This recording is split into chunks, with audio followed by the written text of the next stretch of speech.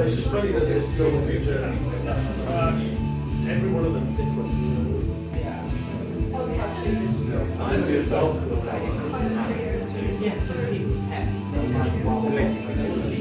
Yeah, of course. I do think my friends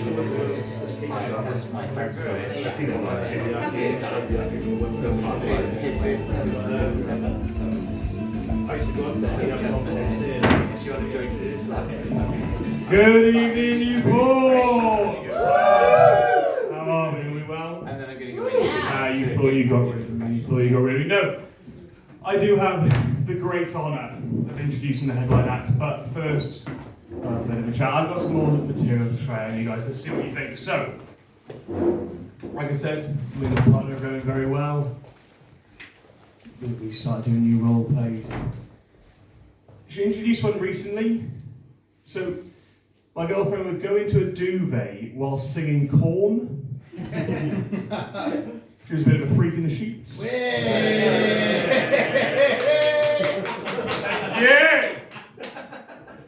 Came out with that this morning. I also, like, you know how comedy is usually done with like beautiful segues and seamless interludes to make you think at no point is anyone telling a joke, you're just listening. I don't do that.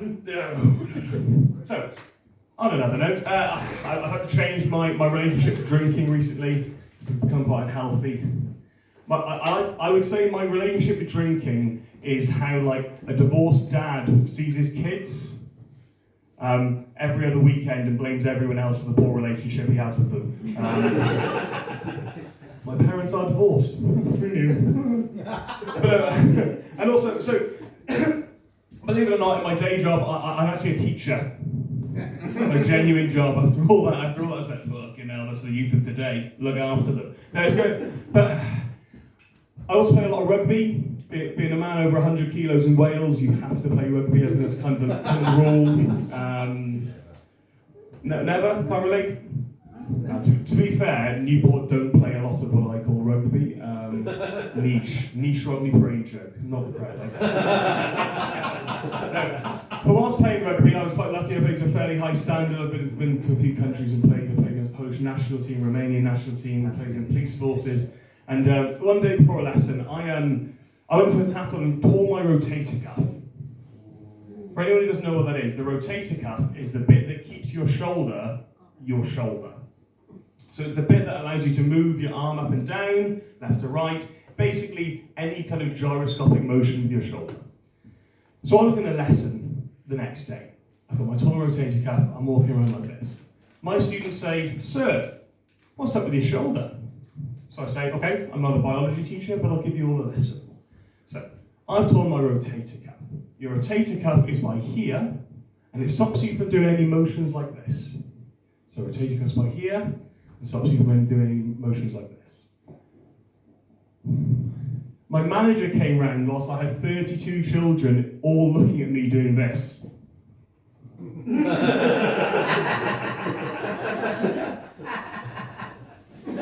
And as a blonde-haired, blue-eyed man that just so happens to look phenomenal in a Hugo Boss suit, that is not a good look. That is not a good look. It's not a good look. But have we got any rugby fans in? Yeah. So, does anyone know what the nickname for the New Zealand rugby team is? Kiwi. The Kiwis, or do you know the other one? All Blacks. The All Blacks. So, I learned something new the other day. The New Zealand basketball team genuinely go by the name the Tall Blacks. Quite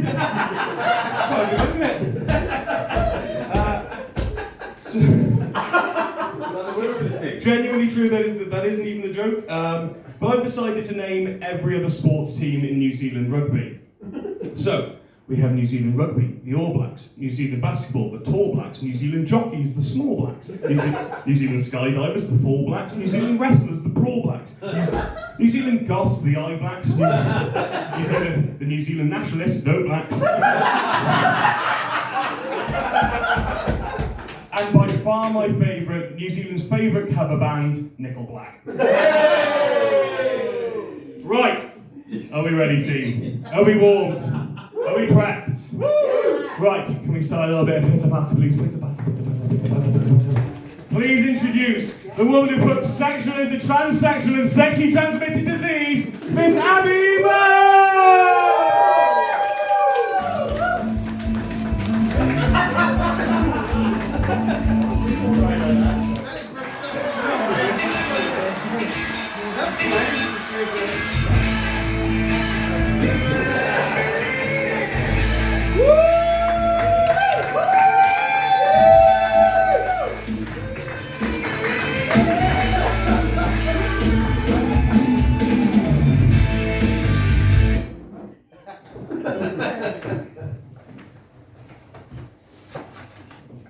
Dyslexic transvestite walks into a bra. Good evening, everyone. Never underestimate the importance of good entrance music. It was either that or Mysterious Girl. So my name's Abby Miles, the world's premier female meatloaf impersonator. I've come along tonight to sing a few songs.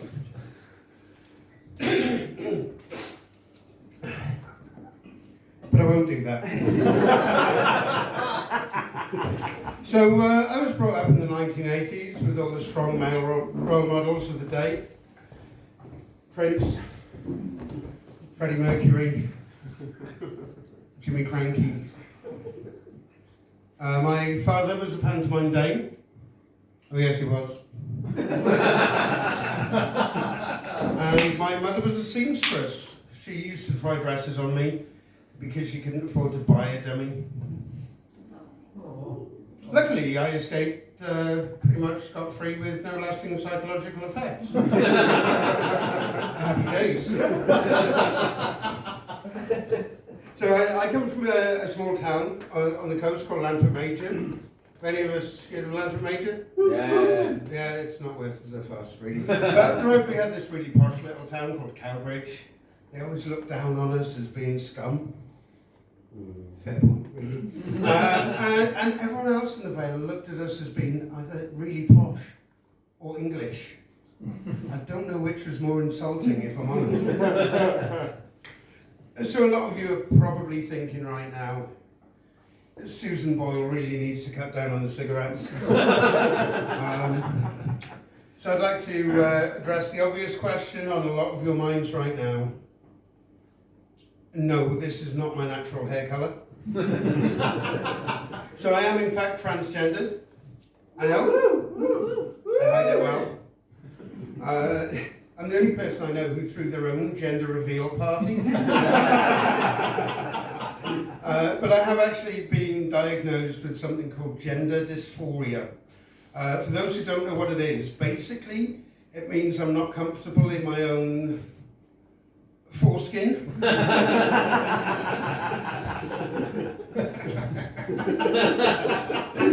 on to the next page already, that was quick. That's what she said. So yeah, when I had to come out, it was quite a challenge. I had to tell a lot of people the same story time and time again. Ironically, now I stand in front of strangers and tell the same jokes time and time again. Yeah. It was difficult coming out to my parents. My dad was in hospital following a massive heart attack, and understandably, my mum was really worried. So I thought, I know, I'll take her mind off it. So I sat her down, I explained everything to her, and her words will always stick with me. She said, I really don't understand, but I support you. Maybe now isn't the best time to tell your dad, though. But my mum's always coming out with stuff that really, really amuses me. She's brilliant. The one time she said, does this mean you'll start dating men now? I said, Mum, lesbians, duh. And she was talking to one of her friends about me, and her friend said, yeah, but are they happy now? And my mum said, oh, she's like a different person. That's the whole point, really. But I went round to see my folks recently, and I went in. I was wearing a green top, and my mum said to me, I'm trying to think who you remind me of from the telly. Oh, who's that then? And she said, well, yesterday, I was watching Shrek. Yeah, my mum thinks I look like Princess Bloody Fiona. Last time I get a Mac makeover. So to make life easier for myself, I actually wrote and published my life story last year. Abnormal. Available from all good bookstores. And Amazon.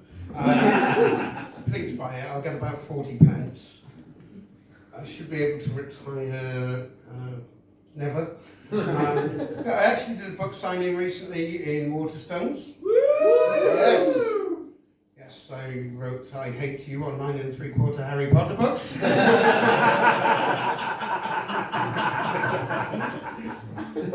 Bad for life. So I have actually learned more about hair and makeup in the last couple of years than I thought possible. One day I might put some of it into practice. Don't hold your breath. It takes hours to look this mediocre. And being of a certain age can be quite a challenge as well. Like a lot of my friends, I'm actually on HRT. Yes, they're all going through menopause. I'm going through puberty. So good I did it twice. I have had a lot of unwelcome side effects though since starting HRT. I can no longer parallel park.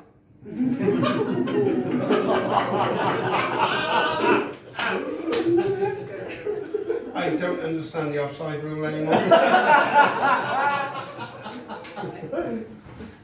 And quite frequently I'm on the verge of peeing myself. But that's mainly down to the fact I don't know which toilet I'm allowed to use anymore.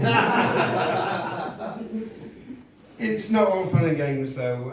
I can go from horny teenager to evil hell bitch in about the time it takes to eat a tub of Ben and Jerry's. Yes, I've had a few of them in my time, I know. This is the body Ozempic forgot. I am on the large side. I do identify as skinny. I'm what they call trans-slender. The doctor has recently diagnosed me with a really inconvenient combination of illnesses. He told me recently that I have bulimia and amnesia. Yeah, I binge eat, so I forget to vomit. And to top it all, I've got a really good personality.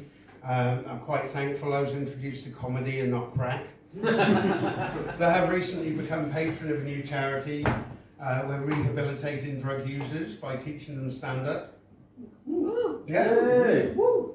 Woo. Give me a woo! Woo. Yeah, it's called crack jokes, not pipes. I have always wanted to get involved in comedy though, and ironically it's only now I've had the balls to do it. Yeah, so it's difficult. I've been trying my best to get paid work in comedy. Very difficult thing to do, and you have to take whatever comes up really. So recently I did a gig in a fetish club. Woo! I say gig. I have a humiliation fetish. So I figured if people were paying to laugh at me, win-win. Fetish clubs are really odd places though, aren't they? Yeah. I always look down to see if I can find my people. I think people who know what I'm on about. But they're weird places. Yes means yes.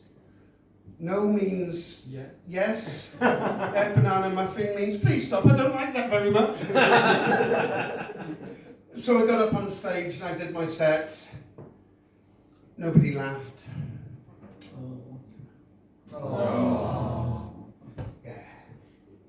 Best night ever. But I have been working on my comedy a lot. I've been trying to find ways to make myself funnier. So I started studying some of the classic comedians from back in the day and trying to find ways to improve myself in the comedy world. And it was difficult. I was looking at it and I thought most of them had either addiction issues or some form of deep personal trauma to draw from. Now, obviously, I have nothing like that. So I thought, I've got to do something about this. I thought, I know. I'm going to get myself a drug habit. So I did what all middle-aged women do. I went on Facebook to see what I could find. And I was made up. I thought, this is brilliant. Found the perfect thing. I found a local meth dealer. I thought, this is great. I'm going to be so funny now. A couple of goes on the meth. This is going to be brilliant. No. No, it was a local moth dealer. My front room now looks like Silence of the Lambs.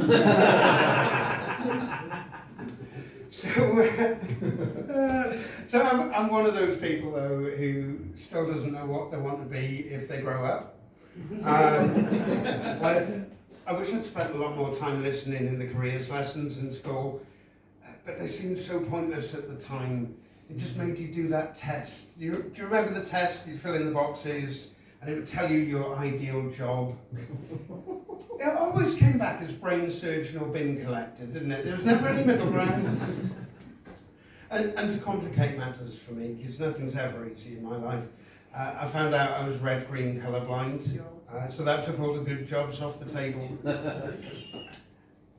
I was actually in Greggs recently and asked for red sauce on my bacon roll. They gave me brown. Still not sure whose fault that was.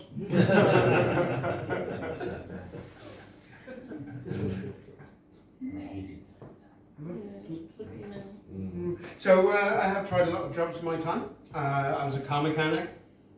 I was an aircraft fitter. Even a pro wrestler. And yeah, nearly a true story. It's a slight embellishment. I didn't get paid for it. But none of them matched the glamour of stand-up. I say glamour. Most of it is driving home at midnight, negotiating road closures, going through godforsaken little towns, and counting exactly how many traffic cones there are between Bristol and Cardiff, and learning how to maximise the value of a Tesco meal deal. For those of you who don't know, triple sandwich, energy drink, Lindor bar. Top value. Someone did tell me recently that you can apparently get a really expensive protein shake as part of the meal deal. Yeah. But let's be honest, I don't need that negativity in my life. I've been in that straight off. But I have a strict regime that I follow on the way to any comedy gigs. There's two things that I always do when I'm in the car. I listen to music and religiously go over my set, speaking out my set out loud, and smoke a lot of cigarettes. So there's three things I do on the way to gigs.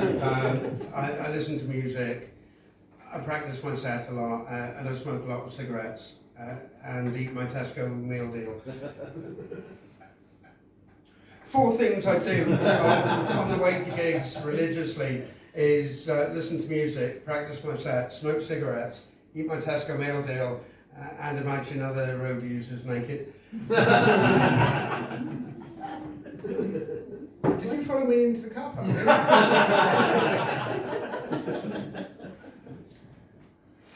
So, I do love music though. Since I was very young, I've been well into it. Rock music and metal and punk. Love it all. Any rock fans in tonight? Woo! As if I needed to ask after the reactions to Ben's stories about Download, brilliant. Any Metallica fans in? Anyone going to see Metallica next year in Cardiff? No. I saw them when they were still good. But I did hear recently that apparently after this tour, James Hetfield is actually retiring. Yay! Yes. He is going to open his own business. No. He's opening his own business. He's got a little bed shop. Oh. Yeah, called Nothing Else Mattress.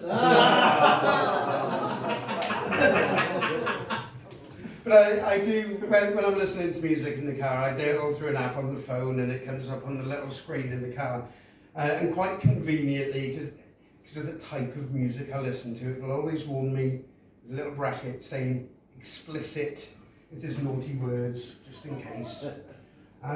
In fact, driving down here tonight, a Green Day song came on, and very helpfully underneath it said explicit. I think I could work that out. The song was called Fuck Off. Yeah, thanks Alexa, pointing out the obvious. Oh dear. But the one thing they don't warn you about in the careers classes is that if you want to do comedy, you still need a day job. So by day, I actually work in an office, and it's been tough. It is very tough telling your work colleagues that you do comedy, because they all think they can give you advice and tell you stuff. See, I'm seeing nods from other comedians. It's a true thing. One guy came up to me in work recently. He said, "You're a comedian now, aren't you?" I said, "Well, that's kind of subjective, but I suppose..." Yeah, kind of. And he said, "Oh, here's a great one for you." And he proceeded to tell me the joke from hell. And at the end of it, he said, "You can use that if you want." Thanks.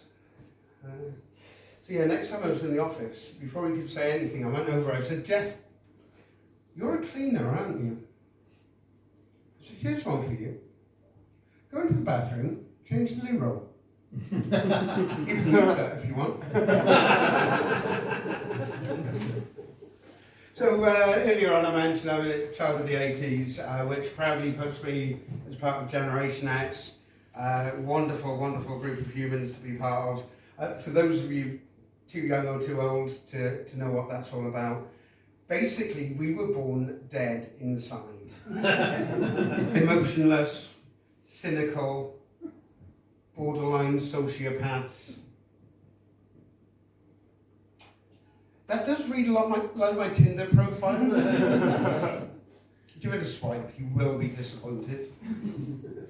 But we didn't have to worry about online dating back then. We did it all in real life. Go to the pub, have a few beers, meet the love of our life, have a drunken fumble out the back,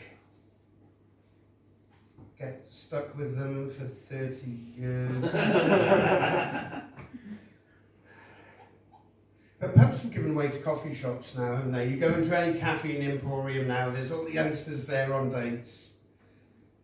I say dates, they're mostly on their phones ignoring each other, drinking their mocha, matcha, chocolate, latte with extra froth. Weirdos. And I was in one the other day, there's a middle-aged guy there, sat on his own, no phone, no laptop, just drinking coffee, like a psychopath. But dating has actually got quite complicated for me now, and it's not easy. Most of my friends are actually straight cis females, so we end up going to a lot of regular clubs and bars. That and the fact I don't go to gay bars because I hate ABBA and Steps. And the trouble is now, when I see a girl I like at the bar, I don't ask if she's single anymore. I have to go up and ask if she's got a gay sister. Oh, the first time that's hit, I'm loving it. Have you noticed the obsession youngsters have with all the online tutorials? I swear to God, they can't get out of bed without watching a TikTok first to see how it's done. And that put me in mind of a certain situation, which obviously I'm going to share with you now. So imagine, if you will, a young couple in love. They've been together a while, and the time is right for their first special moment together. So they set the scene. They've got the Marvin Gaye playing in the background. The lights are low, the candles are lit, the Tesco Value Prosecco is chilling in the corner. Things start getting a little bit hot and heavy, so they move the action upstairs. So one of them straight in there on the bed, ready to go. The other one grabs their phone and says, "I'll be back in a minute, I need to check something." So if they go to the bathroom, bring up the artistic adult website that they're choosing, and get a few tips. So they've got it now, they know what they're doing. So go across the landing, burst back into the bedroom and go, "Hello, love. I've come to fix your boiler." So I was actually offered a big break many years ago in the artistic adult film industry. I was very excited. I thought, that's me made for life. Great new career path. So I turned up nice and early on my first day, very, very, very eager. Only to find out I'd been cast as the husband who leaves early for work. They don't warn you about that in the careers class. And the other obsession I've noticed is with reviews on YouTube. And youngsters seem to be more eager to watch a 2-hour review of a movie than they are to watch the 90-minute movie itself. Let that sink in. We're doomed. But that would really do it for me. I hate movie spoilers with an absolute passion. And back in the 90s, it happened to me. There was a really big movie at the time. Everyone loved it. It won all the awards. Everyone was talking about it. And I thought, I'm going to have to see this. So ordered tickets. You had to phone up back then. There was no interwebs or anything like that. So I was on my way to the cinema. I saw a friend of mine. I said where I was going. He said, "Oh, I've seen that film. It's amazing. So good. That bit near the end where... And the way they did the special effects at the end where this happened." And he ruined it for me. I was absolutely devastated. To this day, I still can't watch Titanic.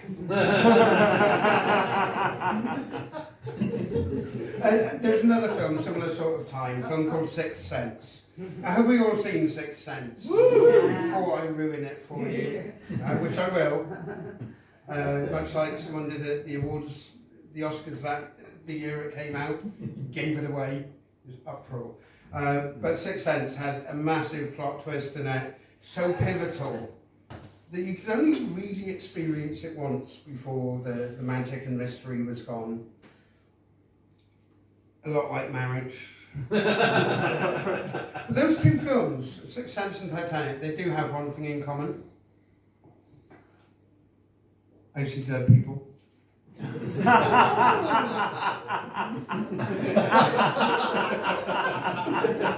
know it's such a slow burn dad joke, that one. It gives me enough time to drink some water, read my lines, and no one's noticed. It's amazing. So are we all enjoying Pride season? Are we loving Pride Month? We have lots of lovely Pride events. No? Okay. Not even this one. This is rather good. Woo! Give us a woo. Yeah. So, I just like people cheering at me when I'm on stage, to be honest. I didn't care what it was for. So I actually went to Cardiff Pride a few years back with one of my friends. Bad experience. She only wanted to see the headline act, so didn't care how late we were. So So we turned up, not much going on, and she had massive envy of everyone with all the face paint and all the rainbows. She's like, I want to get my face painted. So we were looking around, and all the stalls were shut, and she was getting really grumpy about it. And suddenly in the distance, she saw something, and there's an array of colours lined up. And she was brilliant. She ran over, got all the colours over her face. I didn't have the heart to tell her it was a burger van. Rainbow was shit, but her face tasted lovely. Turns out the crispy onions were a cold sore, though. So you've been wonderful tonight, people. This is just about me. I have no idea how long I've done, but I'm sure I'll work that out at some point. Before I go, I do like to end on a pretty awful joke. Because, you know, the rest of the 20 minutes was so good, this has to be particularly bad. How many gender-critical people does it take to change a light bulb? Don't know. What do you mean change? You can't change your light bulb. You've always been a light bulb. You can only ever be a light bulb. Ladies and gentlemen, if you've enjoyed that, there's something wrong with you. But please give me a follow on the socials. Happy Miles Comedy on Facebook, YouTube, TikTok. Don't bother with the Tinder. It's really not worth it. Thank you. It's all been fantastic. Please give generously to Pride in the Poor and help make it happen. And if you are available on Friday this week, Le Pub, from about 7:30, 8 o'clock, I think, you'll see the lovely Claire. You'll see June Tuesday, who is tremendous. You'll see Louise Lee, who is one of my absolute faves. And honestly, you will have such a blast that night. It'll be amazing. Raising money for a great cause, much like Pride in the Poor. Please, please, please give generously if you can and support local Pride events. Thank you, everybody. Good night.